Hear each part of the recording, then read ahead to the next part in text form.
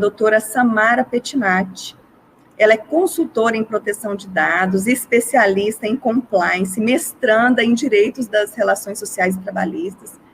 Foi muito gentil, acolheu meu convite, preparou um material muito interessante que será fornecido para todos. Basta vocês enviarem um e-mail, entrar em contato com os sites que estão aqui, brugnoteadv.br, g2.adv.br, ou no e-mail fazendadireito21@gmail.com, que será disponibilizado o e-book para todos, tá bom? Doutora, a palavra está com a senhora. Bom, boa tarde a todos. Primeiro, eu gostaria de agradecer o convite, dizer que é um prazer enorme poder participar desse evento, para falar de um assunto tão relevante que é a Lei Geral de Proteção de Dados. Essa legislação, que é uma legislação recente, mas que já está impactando a vida de todos nós, ela surgiu, então, para regulamentar o uso dos dados, conforme nossos colegas aí já explicaram. Essa legislação, você tem uma palavra que define muito bem a Lei Geral de Proteção de Dados, sem dúvidas, essa palavra é abrangência, né? E mesmo sendo aí uma legislação abrangente, poucas pessoas, né, conhecem o que essa lei veio regulamentar, né, quais são os seus objetivos, quais são as mudanças impostas por essa legislação. E é sobre isso, né, que esse evento se dispôs hoje a falar, a levar esse conhecimento. E eu vou falar um pouquinho com vocês hoje sobre os conceitos básicos dessa legislação, né, dos seus objetivos e também da importância e da necessidade do processo de adequação a essa legislação. Bom, a Lei Geral de Proteção de Dados, ou LGPD, como ela é mais conhecida, né, ela surgiu, então, para regulamentar o uso dos dados pessoais. Né? Com essa legislação, as pessoas passaram a ter o direito à informação acerca de como os seus dados estão sendo armazenados, né, coletados e utilizados. A gente sabe que com o avanço aí da tecnologia, da inteligência artificial, os dados, eles então passaram a ter valor econômico, sendo aí considerado um dos principais insumos da sociedade contemporânea. É possível, inclusive, dizer, né, que hoje a gente tem uma economia dirigida por dados. E com essa supervalorização desses dados, surgiu também uma forte tendência, né, que é o mapeamento das nossas atitudes, das nossas necessidades, dos nossos interesses, então, a fim de influenciar nas nossas decisões. Hoje, empresas, elas disponibilizam produtos no mercado, elas realizam negócios, né, com base nas nossas informações. É a chamada oferta personalizada.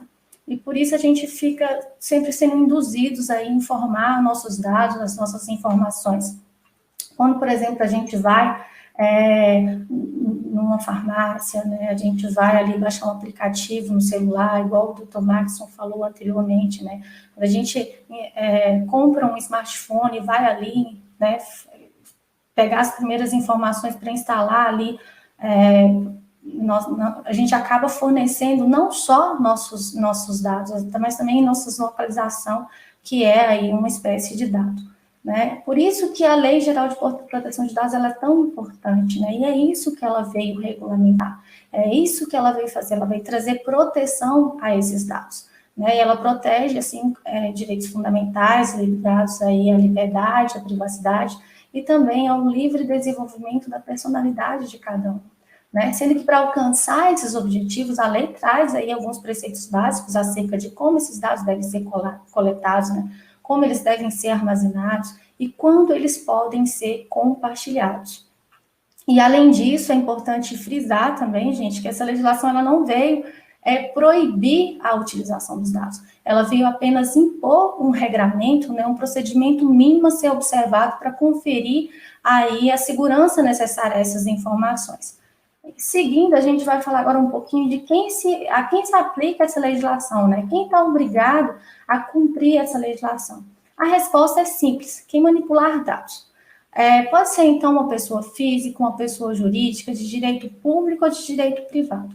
O que vai ser fundamental aí, relevante para a gente identificar a obrigatoriedade de adequação a essa legislação é o fato dela estar manipulando dados. Às vezes as pessoas vêm me falando, olha, igual aconteceu, um pastor veio uma vez me perguntar, nossa, mas a minha igreja é tão pequena, eu não estou posicionado no meio digital, eu preciso me adequar a essa legislação, então não vai importar, gente, o tamanho da organização, nem se ela está posicionada no meio digital ou não. O que é relevante é o fato dela manipular dados. E nessa linha, né, então a gente tem também a obrigatoriedade de estar aí se adequando a essa legislação, e essa obrigatoriedade veio também para as associações, para os sindicatos e para as organizações religiosas, né? Então, as organizações religiosas que mantêm aí o registro dos dados pessoais dos seus...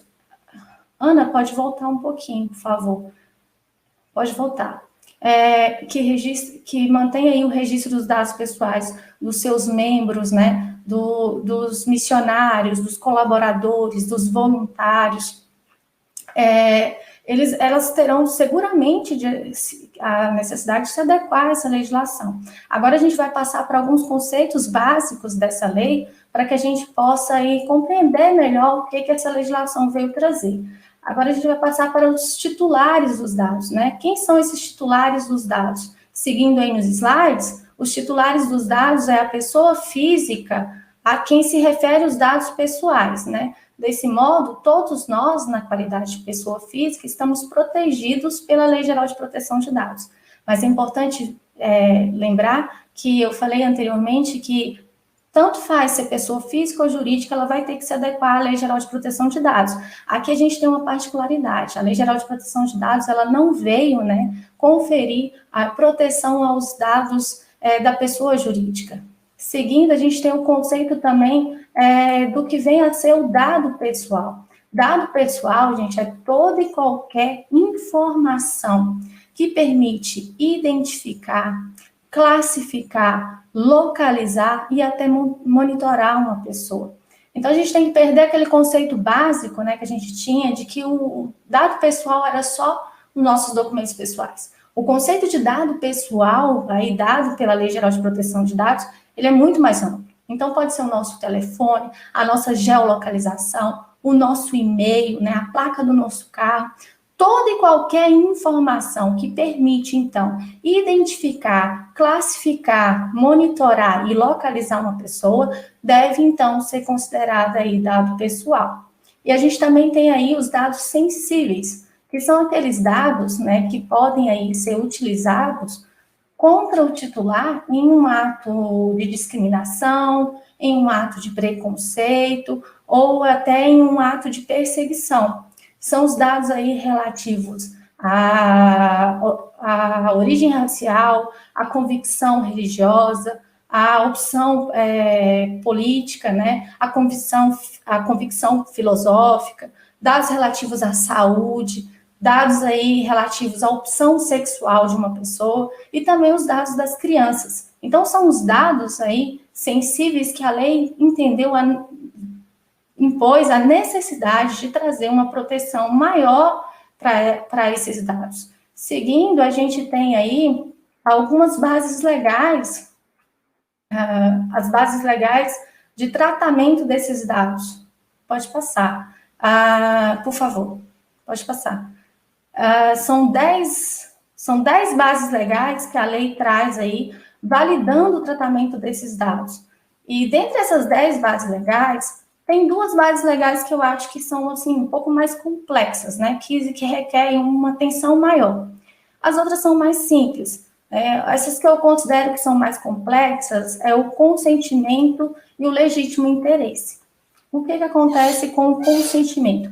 A lei exige que esse consentimento ele deve ser livre e informado e inequívoco.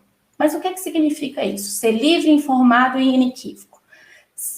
Em outras palavras, a lei exige que esse consentimento seja emitido de uma forma racional, de modo que o titular do dado ele saiba por que esse dado ele está sendo coletado, qual vai ser a utilidade, né? Por que essa organização está colhendo esse dado? Qual vai ser a utilidade desses dados ali para ela? Ele vai ficar armazenado dentro daquela organização, servindo de base de dados somente para ela, ou ele vai ainda ser compartilhado com a outra empresa, né?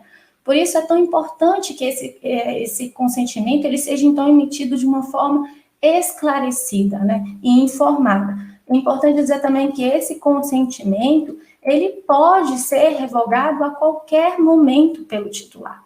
Isso traz uma certa fragilidade para essa base legal, né? Seguindo, a gente tem ali o legítimo interesse, né? O legítimo interesse é a base que só pode ser utilizada quando esse dado ele for indispensável para o funcionamento da organização. É quando não for possível, né, adequar esse dado em nenhuma das outras bases legais que a gente tem aí dadas pela lei. Por isso, ele somente pode ser utilizado, né, quando for estritamente necessário para o funcionamento dessa organização e também quando não for possível tratar, né, esse dado em nenhuma das outras bases legais. Seguindo, a gente tem também outras hipóteses aí, né, que a lei autoriza também esse tratamento desses dados, que é para cumprir a obrigação legal, quando for necessário aí para proteger a vida, né, para tutelar a saúde do titular, né, para execução de contratos e também para a realização de estudos científicos. Bom, depois de pincelar aí essas bases legais, a gente vai seguir para falar um pouquinho sobre os envolvidos, né, nesse processo de tratamento de dados. Pode passar, por favor. Então, quais são esses envolvidos aí no tratamento desses dados, né? E quais são as responsabilidades? A gente tem a figura do controlador, que é a pessoa competente para tomar aí as decisões referentes aos tratamentos desses dados. A Lei Geral de Proteção de Dados, ela estabelece que pode, então, ser uma pessoa física ou uma pessoa jurídica, esse controlador. No caso das igrejas, então, a gente pode ter a própria igreja aí, figurando aí como controlador. A gente pode ter também o ministro, né, o pastor, um ministro aí de confissão religiosa, ou ainda alguém escolhido de acordo com as formalidades, né, dessa instituição. Já o operador é quem vai, de fato, realizar aí o tratamento desses dados em nome do controlador, né? É quem, de fato, vai ali tratar esses dados pessoais em nome do controlador e ainda é quem tem a obrigação de manter todos os registros dessas operações realizadas. E ele também pode ser uma pessoa física ou uma pessoa jurídica, ou pode também ser uma atividade terceirizada. Por fim, a gente tem a figura do encarregado dos dados. A norma determina aí que o encarregado dos dados é uma pessoa indicada para atuar como um canal de comunicação entre o controlador, os titulares dos dados e a Autoridade Nacional de Proteção de Dados.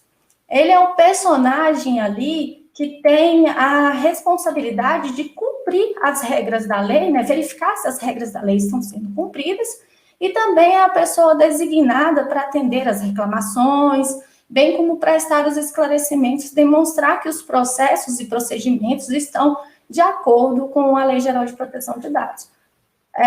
Agora, a gente tem também as responsabilidades desses agentes de tratamento de dados. A lei, ela não fala expressamente que a responsabilidade desses agentes, ela seja objetiva. Hoje, a maioria da doutrina entende que a responsabilidade dos agentes de tratamento de dados, ela seja objetiva, ou seja, independe de dolo ou culpa. Independente de dolo ou culpa, o agente de tratamento de dados, ele vai responder aí por um episódio de vazamento de dados. Mas é igual eu falei, a gente vai precisar de um certo tempo para construir aí uma jurisprudência, né? Para a gente saber se realmente vai ser considerada como objetiva. Mas a maioria hoje, né, da doutrina, o entendimento majoritário hoje é de que essa responsabilidade seja realmente objetiva. O que a legislação traz expressamente as situações em que esses agentes não serão responsabilizados. Segundo essa legislação, os agentes de tratamento, eles só não serão responsabilizados quando o episódio de vazamento de dados for decorrente de culpa exclusiva do titular, né, quando eles não manipularem esses dados, né, quando esses dados não forem tratados por esses agentes, ou quando tenha sido tratado, não tenha ocorrido nenhuma violação legal aí no tratamento desses dados. Agora a gente vai seguir para as possíveis penalidades. Conforme os colegas aí já explicaram, as penalidades elas são bastante severas, né? A lei impôs aí, desde a aplicação de advertências, multa que variam aí de 2% do faturamento até 50 milhões de reais, né? Por infração. E multas diárias, ainda tem a possibilidade de bloqueio de acesso desses dados, né, essas informações, podendo ainda expor a empresa, né, ou a organização que foi aí envolvida num episódio de vazamento de dados. E além dessas sanções administrativas, ainda tem a possibilidade do titular desses dados mover uma ação, né, judicial, buscando aí uma reparação de danos morais. Então, diante dessas penalidades, é possível verificar, né, por que o processo de adequação a essa legislação ele é tão importante, né? Porque ele vai, então, mitigar esses riscos de vazamento desses dados. As penalidades, né, elas somente entrarão em vigor em agosto de 2021. Mas, no meu entendimento, o principal impacto não será as multas, né? Inclusive, uma empresa de antivírus realizou uma pesquisa aqui no Brasil e constatou que metade dos consumidores, né, deixaria aí de se relacionar com uma empresa ou organização que esteja aí envolvida num episódio de vazamento de dados. Então, ao meu ver, a possibilidade de divulgação aí de um escândalo de vazamento de dados, ela é muito mais grave do que, às vezes, até uma multa. Uma igreja, por exemplo, para ela, né, tá envolvida num incidente de vazamento de dados, vai implicar aí numa violação, né, à imagem e à reputação, que às vezes era melhor para ela pagar uma multa, né? Porque às vezes essa mancha, esse momento que a gente tem aí a violação, né, a imagem e a reputação dessa igreja, isso pode ser um dano irreparável. Então, por isso é importante se adequar logo a essa legislação.